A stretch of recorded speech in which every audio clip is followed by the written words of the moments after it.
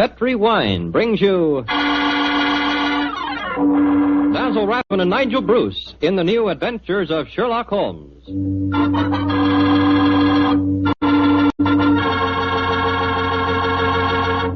The Petri family, the family that took time to bring you good wine. I invite you to listen to Dr. Watson tell about another exciting adventure he shared with his old friend, that master detective, Sherlock Holmes. Of course, I can't be as entertaining as Dr. Watson, but I can tell you something that's really worth knowing. Simply this. The best beginning a good meal ever had is a glass of Petri California Sherry. Petri Sherry is the perfect before-dinner wine. While you're waiting for dinner to be put on the table, pour yourself a glass of that clear, amber-colored Petri Sherry. Now, just sit back and sip it slowly. Take your time so you can thoroughly enjoy every single drop of that wonderful Petri flavor. And what a flavor that sherry has. It comes right from the sun-ripened heart of wonderful California grapes. Now, you may be a real wine expert and know all about sherry wine, but believe me, until you've tried Petri Sherry, you're really missing something, and no kidding. Serve Petri Sherry alone, or serve it with canopies or appetizers. And by all means, serve it proudly. You can because the letters P-E-T-R-I spell the proudest name in the history of American wines. Petri.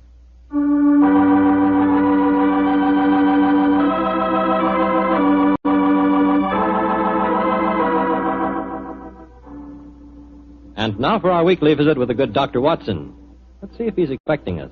Come in. Ah, good evening, Doctor. Good evening, Mr. Campbell. It's about time you got here. Draw up a chair and make yourself comfortable. Oh, thanks. Well, you have the old black dispatch box out again, I see. I suppose you've been going over your notes on tonight's adventure. That's right, my boy. And this may interest you. Mrs. Watson figured prominently in the story. She did? Yes, in fact, if it hadn't been for some remarkably quick thinking on her part, Holmes and I might have... well, there I go again, telling you the end of the story before I forget it. Well, how did it begin, Doctor? On a winter evening in 1887. I'd been married some months, and in consequence I hadn't seen much of my old friend Sherlock Holmes. Well, you're still living at Baker Street, I suppose. Yes, my boy, but we couldn't persuade him to come round and see us. From time to time I'd heard some vague accounts of his doings, of his summons to Odessa in the case of the Trepoff murder, and of his clearing up the singular tragedy of the Atkinson brothers. But to get back to tonight's story, my wife and I had just finished an excellent dinner. I remember had settled ourselves down for an evening of pleasant domesticity. She was stitching away on a piece of extra petit pois, and I was at my desk balancing figures in the family account book. After a few moments, my wife looked up to me and said, John, dear, don't look so troubled. "Oh, was I looking troubled?" Well, you've been scowling at that account book for 10 minutes now.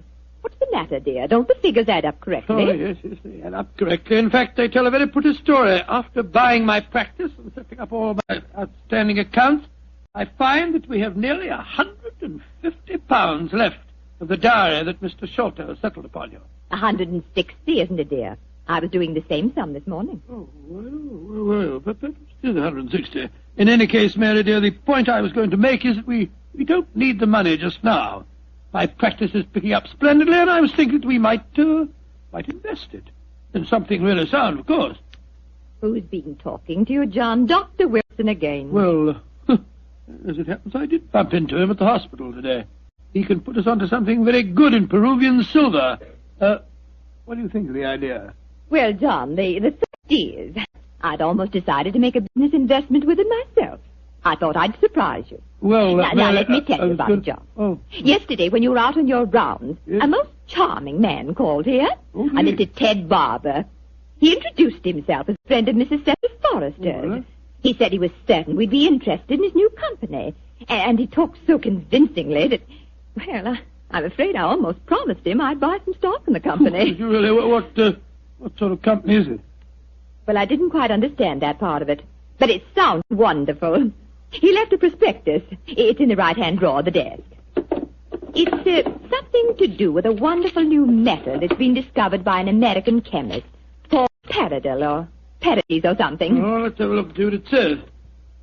A company formed to exploit the amazing new metal discovered by Dr. Paradise. Paradol preferred stock. The potentialities of this new alloy are immeasurable. The fourth dimension has been conquered. What? Vital dislocation is an accomplished fact. Oh, gracious me, my dear child. This prospectus is absolute poppycock. Now, John, you mustn't be stubborn. I think at least we should investigate it. The man said that if we went to the laboratories, Dr. Paradis would give us a demonstration himself. But Mary dear, the fourth dimension. I mean to say, it's obviously fraud. That's what everyone says when a new invention comes out. But this might be an opportunity for us to make a lot of money, John. Mary, I do wish to please me, dear. I can't argue with you very long, Mary. All right. I'll take you to the laboratory in the morning, but I warn you, I'll show this Dr. Paradis up for the charlatan that he is.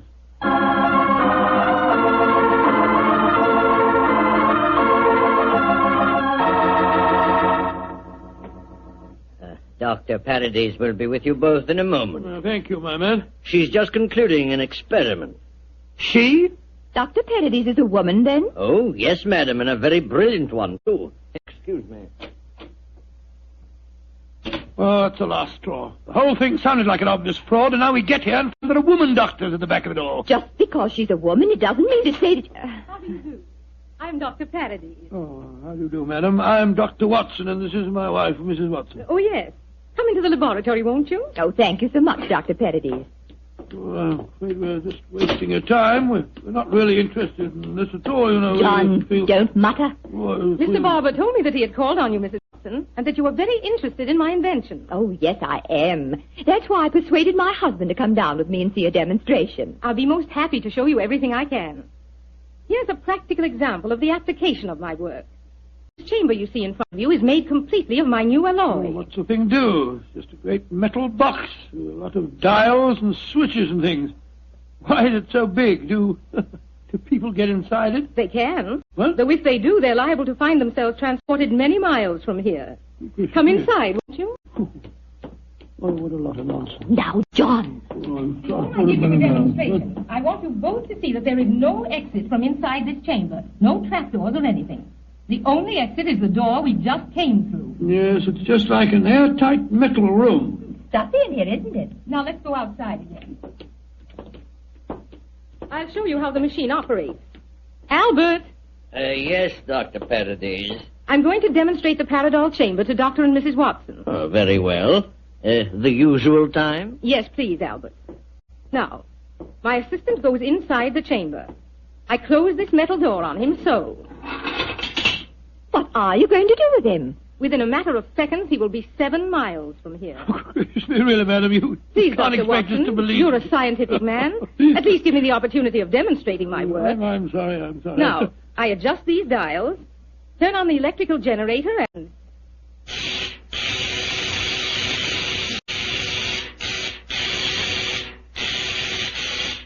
Good Lord, what an amazing business. Now open the door, Dr. Watson, and look inside, please.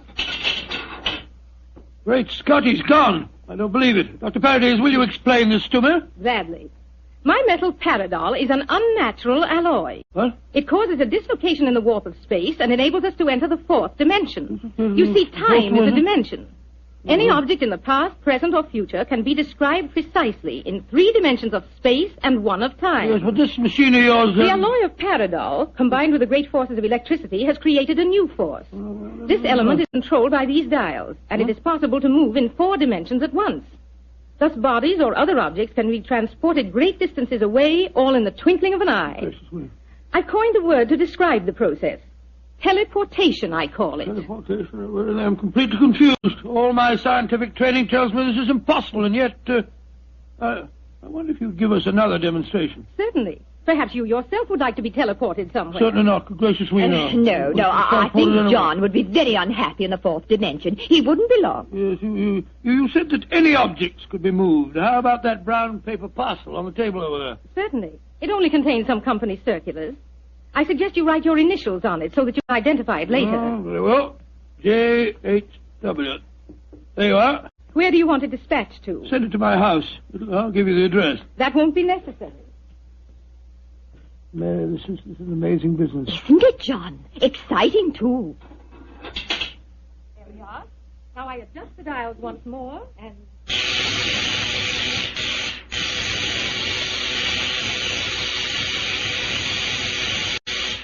The parcel Holmes is already at your house. Oh, it's impossible. Come along, Mary. Let's get a cab and race back there as fast as we can. Well, Yes, goodbye, dear. Doctor. Goodbye, Doctor. Bye.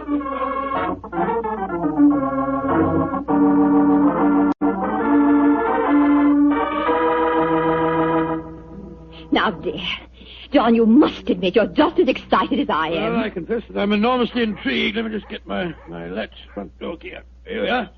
Dr. Paradis is a devilishly clever woman. Even so, my intelligence tells me it's impossible for the package to have reached here before us. Ah, here we are. There you are, Master. Mum, just in time for lunch. Tell me, Annie, did a package arrive for us? Oh, yes, it did, Mum. I put it on our table. Great Scott. How was it delivered, Annie? Well, now, that's the funny thing about it, sir. I don't know. I went out to polish the brass on the door knocker a few minutes ago, and there was the parcel, lying on the doorstep. No one had rung the bell or anything. I didn't know how it got there. Thank you, Annie. You can go now. Yes, Mum. Well, John, what do you say now? There's a miracle's been performed. I don't believe my eyes. Look, there are my initials on the package. Mary, I think that if you don't mind, after lunch You'll go around to Baker Street and tell Sherlock Holmes about this. Oh, do you mind, dear? Of course not, dear. Good. It'll be nice to see Holmes again anyway.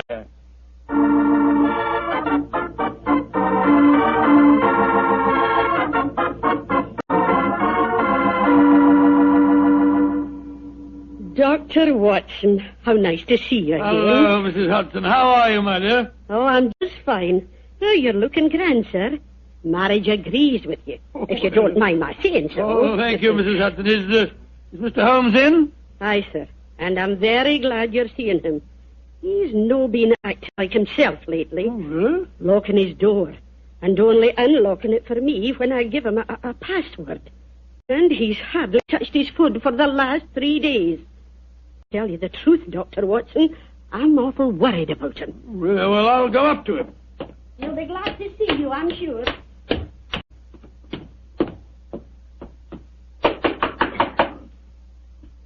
Yes? Who is it? It's me, Watson. Watson? Oh, possibly. I'm not taking any chances. Holmes, this is ridiculous. Surely you know my voice after all these years? John H. Watson. Tell me what your middle initial stands for, and I'll let you in. It stands for Hamish. Watson, my dear fellow. How are you? I'm fine and delighted to see you again, Holmes. Incidentally, why all this rigmarole about locked doors and passwords? Well, Professor Moriarty has decided that it's high time to settle his score with me. There have been several attempts on my life lately. Twice I've been attacked in the streets, and only yesterday a shot was fired at me through the window you see broken there. Lord Holmes, you must be careful. I am being very careful. That's why I indulged in what you refer to as all this rigmarole. But, well, enough of my problems. What's on your mind? There's a sparkle in your eye and an air of excitement that tells me that you've some news to impart. Well, I must say there is something. Of course there is, my dear fellow. Come on, tell me about it. You ever hear of a new metal called Paradol and its inventor, Dr. Paradis? Oh, yes, indeed I have. I received a prospectus concerning it the other day. Well, what do you think of the idea? Oh, obviously it's rubbish designed to fool a gullible public into buying shares. Don't tell me that you were taking advice. Oh, no, of course not, Holmes. Naturally, as a scientific man, I knew it was rubbish. My wife, however, had become a little involved in the concern, and so today, to prove to her that the whole thing was a fraud, we went down to the laboratory and met this Dr. Paradis. Oh, did you indeed? In the first place, let me tell you, this Dr. Paradis is a woman. Oh, a woman? As you can imagine, I didn't have any difficulty in discrediting her theories. In fact, I'm afraid I made her seem rather stupid. However, we did stay there long enough for her to give us a demonstration.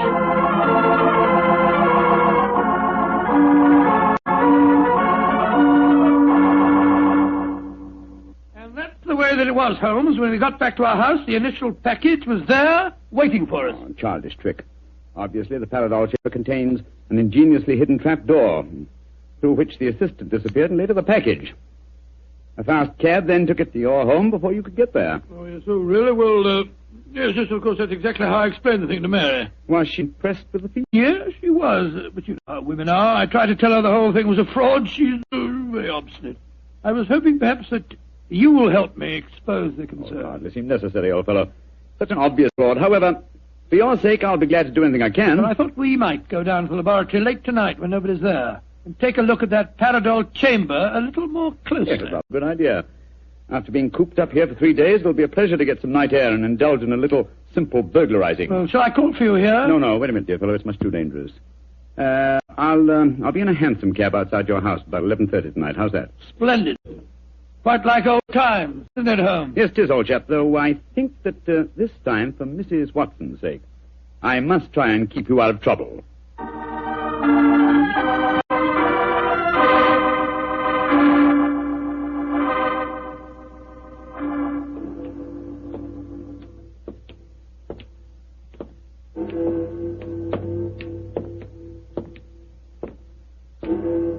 Midnight, Holmes. Yes, Watson.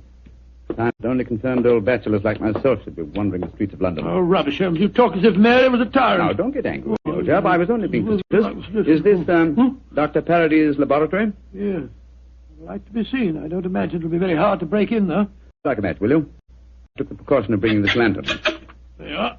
Thanks, old fellow. Is the door locked? Yes, but I think a skeleton key will do the trick. Hold this lantern for a second, will you? Here you are. Oh, this is child's play so far. Come on. There's the Paradol chamber over there. Uh-huh. Give me the lantern again, old chap, will you? Thanks. Mm-hmm. Quite an elaborate construction. The door's been left open. Let's go in and take a look at the inside of it. Not both of us, Watson. If this is the only entrance, and the two of us walked in, it'd be too easy to slam the door shut on us. I suppose so. You go in and I'll keep watch out here. All right. Oh, trust that in a few minutes I won't find myself lying on your doorstep. Holmes, there are times when your sense of humor is a little strained.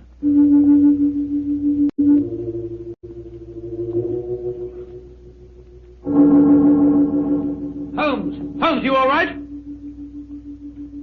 Watson! What is it, Holmes? The body of a dead woman. She's been shot. Unless I'm much mistaken... Let me come and look. 1,000 to 1 is Dr. Paradis. Yes, it is. Watson, get out of here. Don't you see that? Good Lord, someone has slammed the door shut on us. Yes, my dear fellow. We walked into a trap very neatly. I'm afraid that we're imprisoned in what appears to be an airtight metal chamber, and the only person who can help us to get out of it again is a corpse.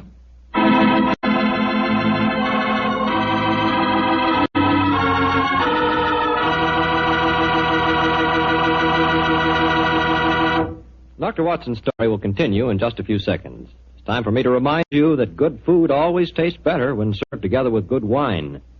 Did you know that Petri makes 2 wonderful mealtime wines? Wines especially made to go with food? Well, they do. Petri California Burgundy and Petri California Sauterne. You want a rich, hearty red wine that's great with any meat or meat dish, you just try a Petri Burgundy. And if you want a wine that's perfect with chicken or fish, try a delicate golden-colored Petri Sauterne. Petri Burgundy if you want a red wine, Petri Sauterne if you want white. But always a Petri wine if you want a good wine.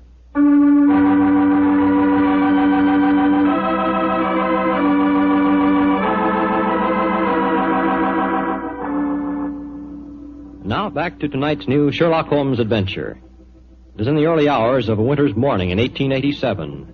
The famous pair, while investigating the mysteries of a scientific laboratory in the East End of London, have been trapped in an airtight metal cabinet, their only companion being the dead body of a woman scientist. As we rejoin our story, Sherlock Holmes and his old friend Dr. Watson are listening intently as footsteps approach what appears to be their metal coffin. There's someone outside. They're sliding back the mental panel. Good evening, gentlemen. That voice, it's Dr. Paradis' assistant. Let us out of here. Or should I be more precise, Mr. Holmes, and say good morning? Hello, Moriarty. Moriarty, you scoundrel.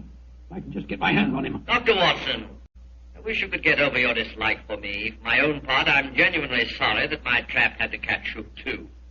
I've often felt unhappy that you're not on my side. Such slavish admiration of you given your friend Sherlock Holmes must be highly gratifying. There's never mind about all that. What do you think you're up to? It's obvious, my dear Watson.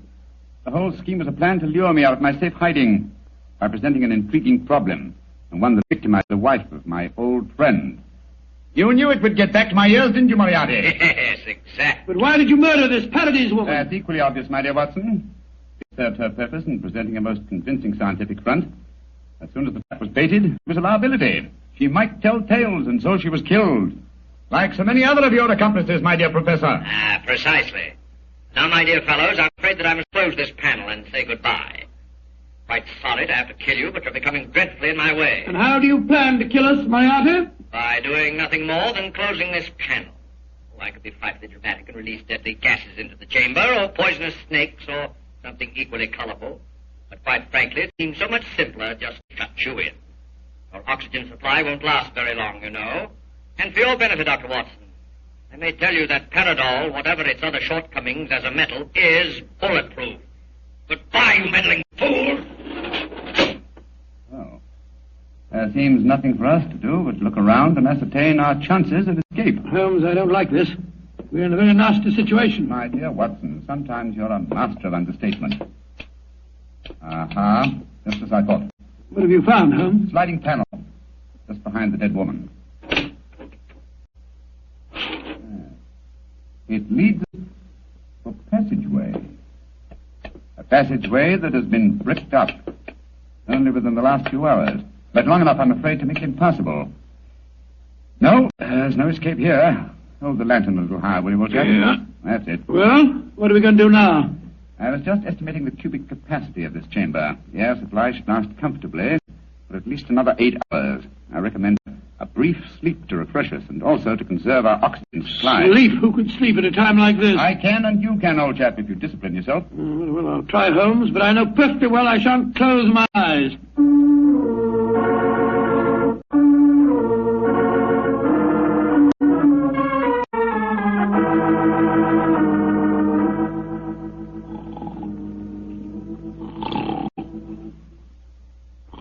Wake up, Watson, wake up. Yes, Mary dear.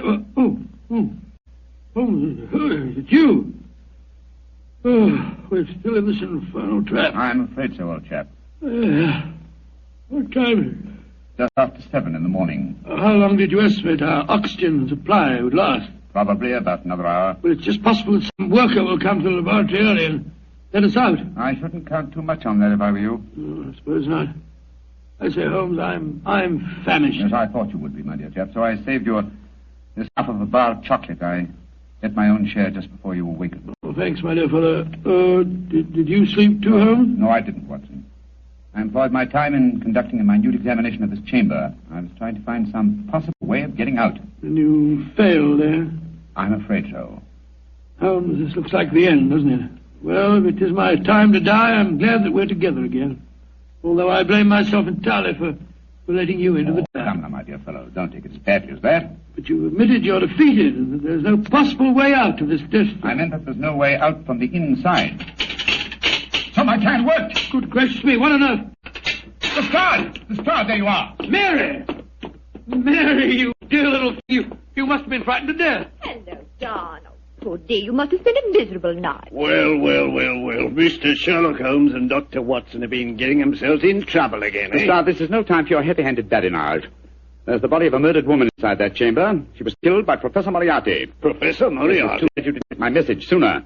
Your message? Oh, bless my soul, Holmes, I wish you'd tell me how you got your message to Scotland Yard. Well, ever since these recent attacks on my life, I've had my delightful band of ragamuffins, the Baker Street irregulars, watching my house fixed watches, 2 at a time. I gave the boys instructions to follow me whenever I went out. And if ever I did not reappear within 3 hours, they were to report to our friend Lestrade at Scotland Yard. Holmes, you're amazing. You think of everything. Just a minute, gentlemen, just a minute. I didn't get no message from any of your Baker Street irregulars. Oh, you didn't? No, sir. Though I did find a couple of the boys tied up when we came in here just now. If you didn't get a message from them, how did you come here so opportunely? That's an easy one. Because Mrs. Watson here came and fetched me. You did, Mary? But how on earth... Go on, Mom. Tell him. Well, it's really very simple. When John came back from seeing you yesterday, Mr. Holmes, he was over elaborately casual in his references to the Paradol chamber. So, of course, I knew at once the two of you were going to investigate the matter. I also caught him oiling his revolver after dinner. I didn't know that you slipped out last night, John. But as soon as I woke up this morning, I realized what had happened. So I went straight to Scotland Yard for Inspector Lestrade and brought him here with me. Why, Mary, you clever little thing. Isn't she a clever darling, Holmes? Mrs. Watson, this has been a salutary experience. Will you allow me to congratulate you on your deductive ability? Well, That's very nice of you, Mr. Holmes, but I really don't deserve any compliments, if you don't mind my saying so. It was elementary, my dear Mr. Holmes. Elementary.